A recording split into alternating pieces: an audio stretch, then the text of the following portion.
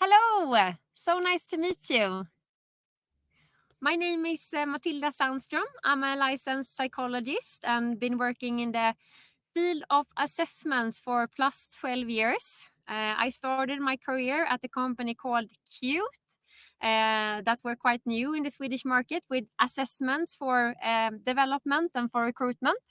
And then I've been in HR, and then I've been at other assessment companies in the industry.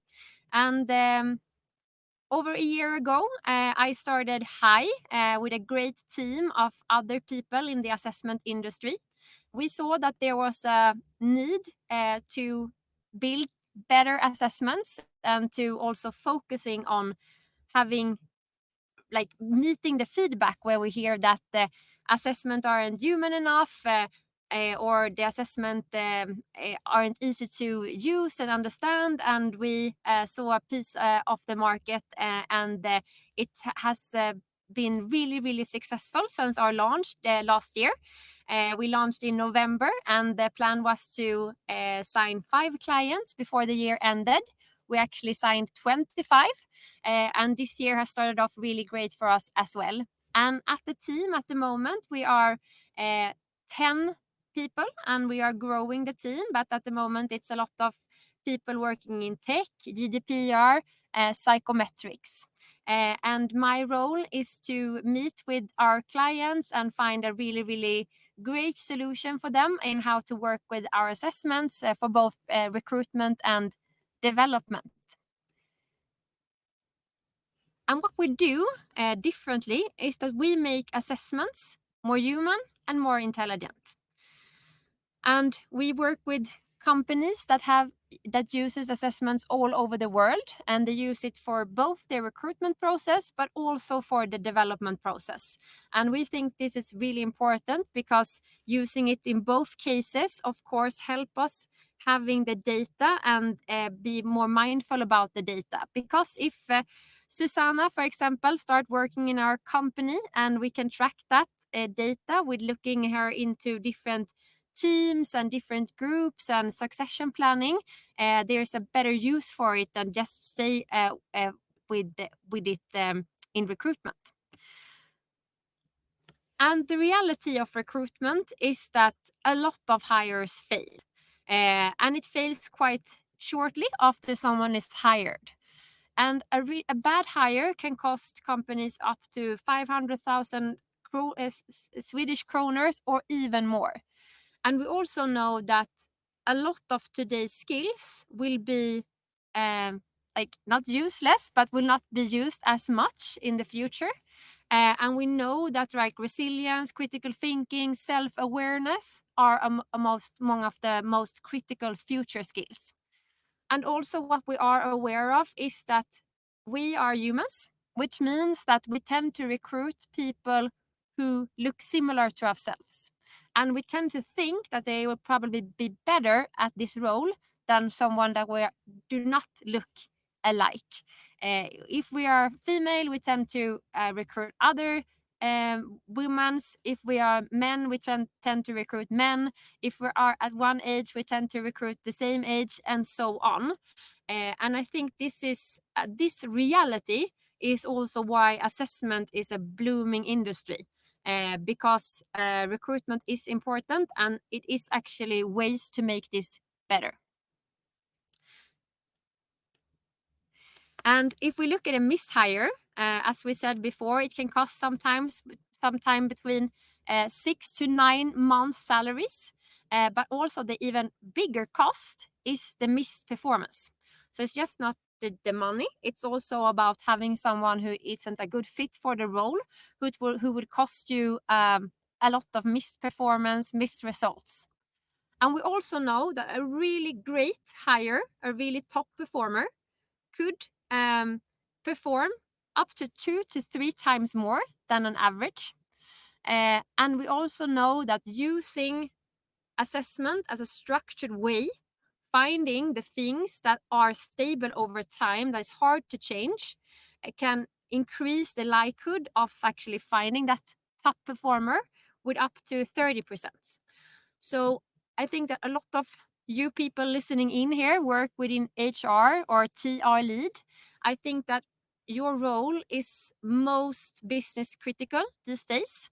It's human who build the companies, and actually spending some time and having some strategies to be able to find the right fit for the right role or for the right team or company makes a lot of sense. That's totally a business critical decision making today. When we look at the evolution of assessments, and as I said, I've been in this field for plus 12 years. I know many of you listening in have been there maybe as long or even longer. But we started using assessment already in the 50s. At the 50s, we realized that there is something there. There is something in people that is more stable over time that we want to understand more about, because since it's stable over time, it's hard to change. So if we understand a little about what's important for the role, let's say conscientiousness or extroversion, if a person has that more naturally in herself or in him, then of course the role will give energy, not cost energy. But if it's a person that will work as a pool guard, taking care of kids playing in the pool, and do not have any conscientiousness at all, of course that could be a little bit dangerous, and it will be a lot of time spent trying to get that person to be conscientious, and it will probably also be impossible because it's quite hard to change these stable traits. We know from research that when it comes to personality, it seems to be a lot what we are born with, but also some from early childhood, who raised us and so on. And when we are around 20 years old, we tend to have that personality quite stable over time, which means that we are who we are, and we need to do the best possible with that, and try to find a way of having a fit for the role will make it easier. When it comes to logical ability, we also know that this is something we are born with. Some people tend to have really easy to learn new things. Some people try to strive, or try to have to spend a little bit more time to learn new things. The most of us learn as fast as the rest of us. So everything is like normally distributed. Okay, so back to the slide. We knew that there was something there, and we started to measure this in the 50s. But it was quite complicated.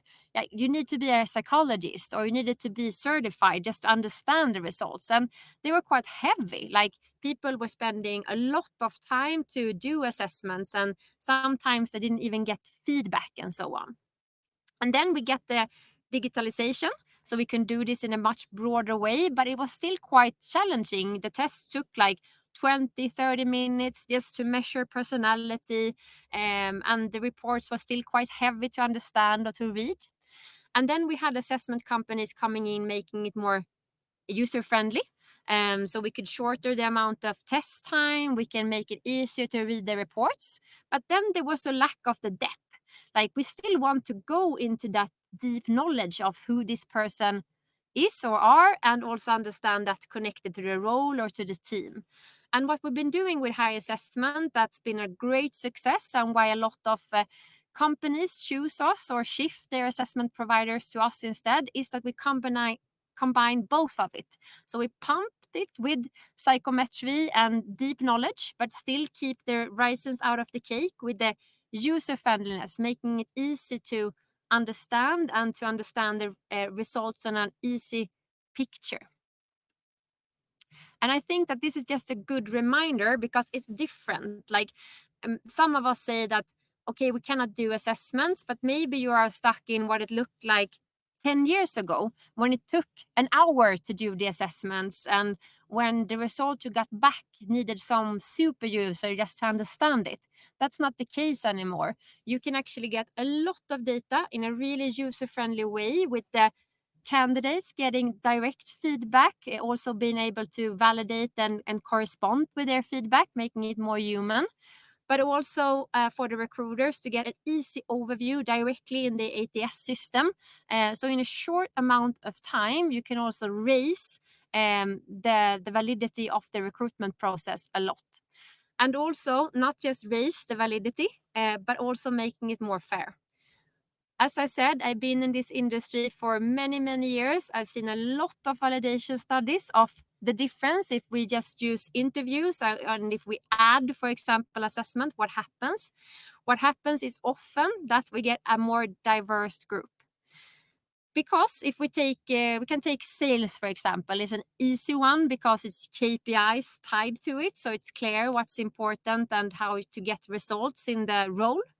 Let's say we have a bunch of salespeople and they are quite similar, like they are same age and they are mostly females and their name is Erica. And if we start to look at all the Ericas and measure what's important for the role, we measure them on maybe logical ability, maybe on resilience, maybe on personality. And then we look what's the differences in the test results between the Ericas that achieve really great results and the ones that do not achieve as great results or do not thrive in the role. And if we use that recipe, looking at the best Ericas when hired for new ones, we will get it, but we will not get new Ericas. We will get the new Ahmed and new Mohammeds and new Gretas. Because when we look at what's important on the inside, it's not necessarily or it's not the same as the outside. So if you remember the slide I had before when we talked about diversity, is that when we have assessment as a structured way of working, we know that we will also not only increase the results, but we will also increase the likelihood of having more diverse team because we have something objective that we also can look into. Great. So also some reasons why we saw the gap in the market and why we started Hi, is that it's not enough, like we measure logical ability, personality, but work life has been changing, so we want to measure also other stuff. The experience can feel a little bit cold and impersonal, and also we are not always sure that the results reflect the true version of the candidate. And also that you use different test vendors for different purposes, because to be able to actually use it in your organization, it needs to be gamified, it needs to be fun to use it in team for team development and so on. And when we have the data, it's fully possible, but it's also before it's been really challenging because it's been quite hard for organizations to use that data into something helpful when it comes to team. And with Hi, we try to like solve these problems step by step, and happy to like book meetings if you want to go deeper into how it works, how can you do it in a platform, how can you reduce the risks of candidates faking and so on. There are many answers to it. So what I want to pop with this presentation is that the realities or the truth you had from before, there are ways to actually come around them and find new solutions. So be open-minded and look for it. Another thing that I've been finding a bit challenging in the assessment industry when being in it for many years is that it's a billion industry worldwide. A lot of companies use assessment and a lot of companies will continuing or start using assessments. And 99.9% of all the shares are owned by men. And still, most of our decision makers, most of our customers are females. It's HR people, it's TR lead people. So there's something there. There is something in the walls that makes it to be less females that actually have shares or ownership in the assessment industry. And like in the Nordics, there is no assessment company that is owned or founded by a diverse team. And we also want to make a difference in that. And I think it also reflects things in our platform. I truly believe in different perspectives, and coming in with different perspectives also helps us build something truly great. And in the ownership and the team behind Hi, we actually have the first diverse team, and I think that's really also helpful when that's what we're trying to aim for with the product, that we also come from that background ourselves. And I want you all to think a little bit about when your wings got cut, because we talk a lot these days of how to use AI wisely.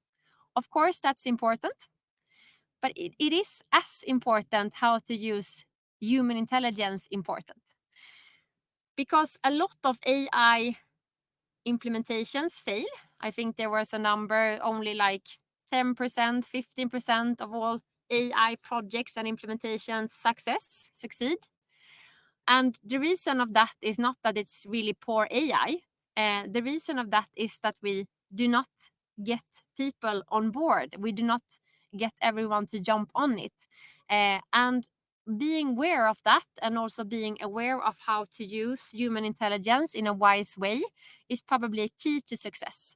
And one thing that we're capturing with Hi that is important, and we also started off with what's important to measure these days, is how you affect other people's Hi. Like, are you a person that are good at raising others, or are you a person that will affect others and tend to affect them more negatively, will silence them, and so on? And with this, we're actually measuring self-insight, humility, resilience, behaviors under stress and pressure, and how you tend to affect others.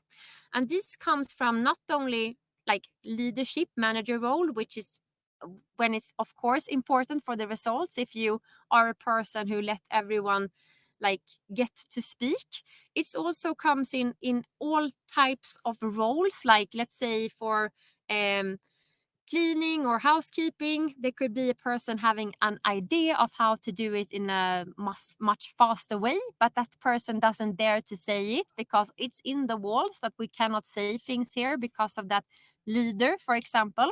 So actually being aware of that, being aware of using Hi in our organization, having leaders, having people that work in team that are good at also raising others, is business critical today. It is important, not only for innovation of new ideas, but also for risk elimination, because it's research from um, like um, medical care, that someone says, let's say, for example, you give someone the wrong medication and you do not dare to say it because it's too scary within these walls, and that can become truly, truly dangerous.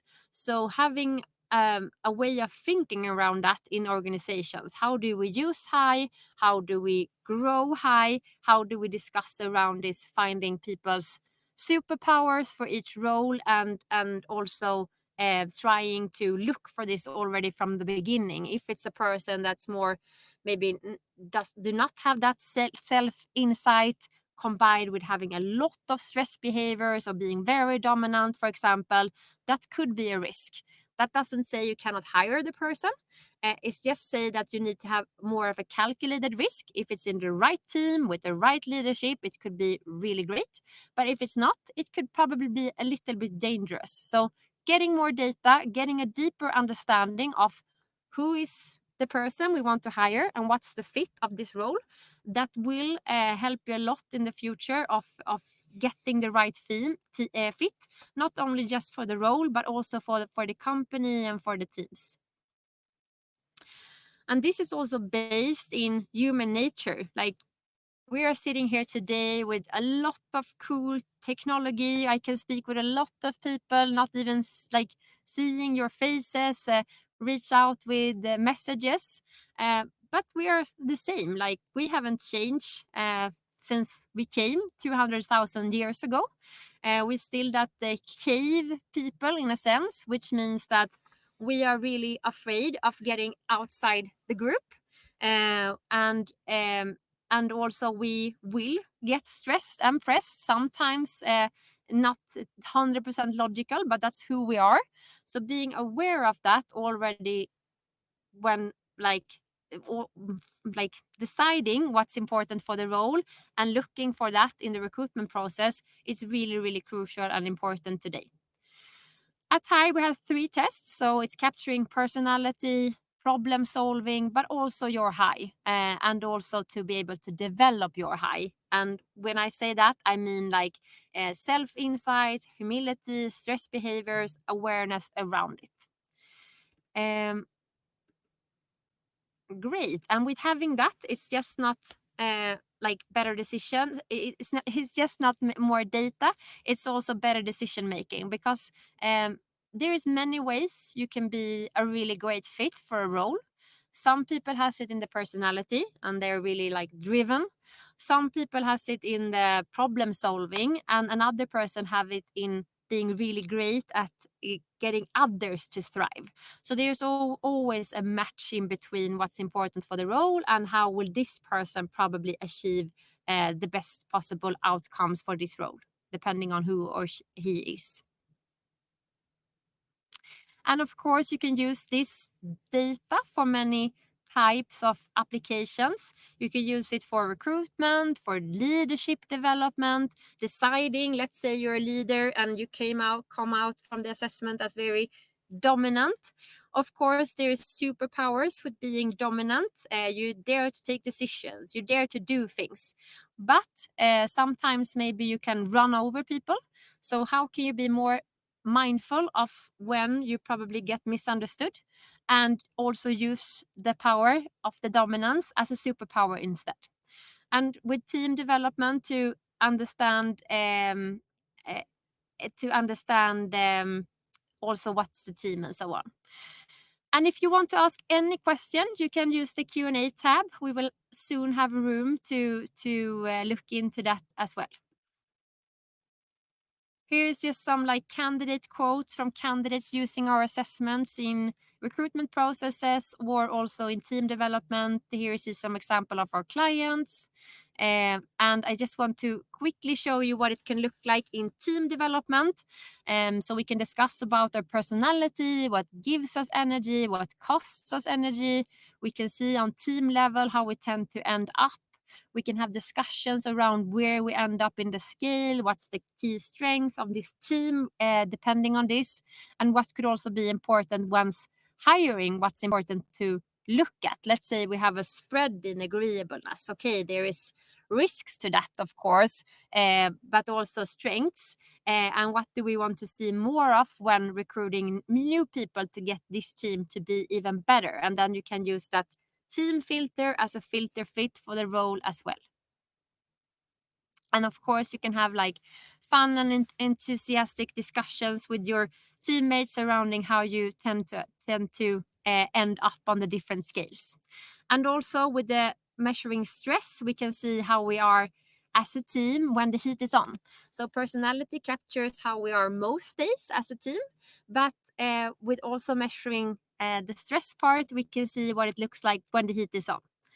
And as a team, for example, you can see if you tend to be more inward or more outward when it comes to stress.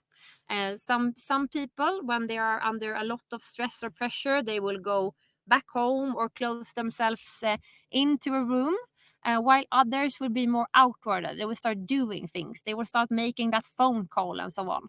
And just to understand a little bit from your team, are we a team that will tend to get more inwarded or more outwarded once under stress and pressure is, of course, helpful. And also understanding it on individual level in the team to be able to help each other once we are under stress or press. So this is a team, and you can see that they have a lot in common, being a little bit more charismatic, emotion driven. They also have the traits of being more perfectionistic under stress and press. And you can also see as a team, they are more outwarded, but we have one person that is more inwarded. And this is a great example. I had a team quite like this recently. And the fun thing with being inwarded or outwarded in stressful situation is that it doesn't correlate with being an extrovert or introvert. That said, that this was a very extroverted person that went really inwarded once under stress and pressure. And the whole team thought that just leave her alone. She wants to stay at home, like give her some time. She will come back.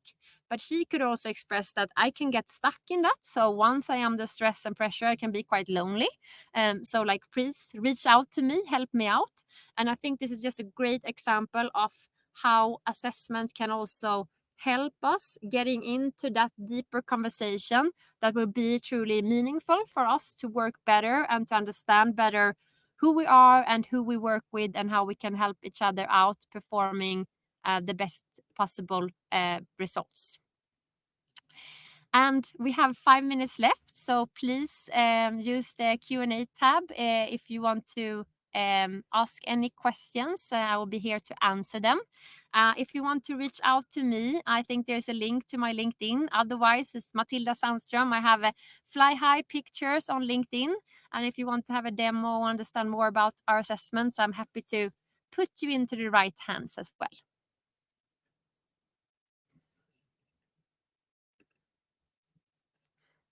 And I see we have some questions here. That's great.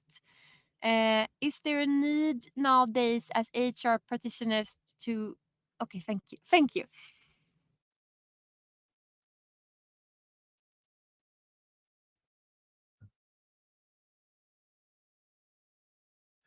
Yes, I would say that most of companies that recruit, let's say over 10 people a year, they tend to use assessments because they see the value of it. We always want to make sure that we are not making assessments just because. We want to see that there is a value tied to it. So if we cannot see any value with measuring logical ability for this role, maybe we shouldn't. But if we can see a value where we can see differences, that they okay, people that tend to end up somewhere here, they actually also tend to get the better results, then it will probably be a really good solution of getting to know a person and getting more data points in the recruitment process. Because in recruitment, we can never do 100% right, but we can do more right than wrong. And to be able to do so, we must have more data points than just an interview. Interview is great. Let's continue doing those. And cases is great, but assessments also filled its part with having data points that can be hard to find out or hard to capture in another way. Great question. Thank you, Christiana. And there was another one. You can pick and choose. Maybe we will not have time for all questions. So the backstage that's seen the questions, you can choose a question to end up with. Do you have any go-to interview questions, something beyond the standard ones that help you understand a candidate's overall character?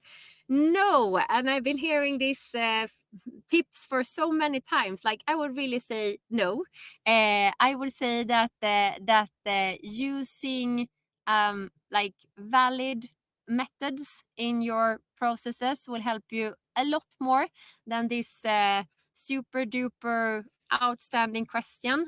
All research I've seen, I've never seen any question that could help us. But if that would be possible, that would just be totally amazing, I guess. So if you come up with one, Henrik, let me know.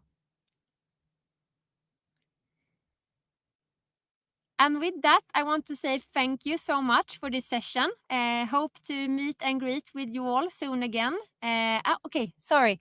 Can you explain more around the difficulties of diversity today? Is it still difficult to get a job if you're foreigners, for example? Yes. So we see that, again, it's back to the human nature. When we were K people, we tend to think that's what's similar to ourselves is the most safe. And we can actually see the same thing happen in recruitment. So the one that recruits will set a great deal of who we will recruit. So therefore, I think that assessments is a really, really great way of coming around that.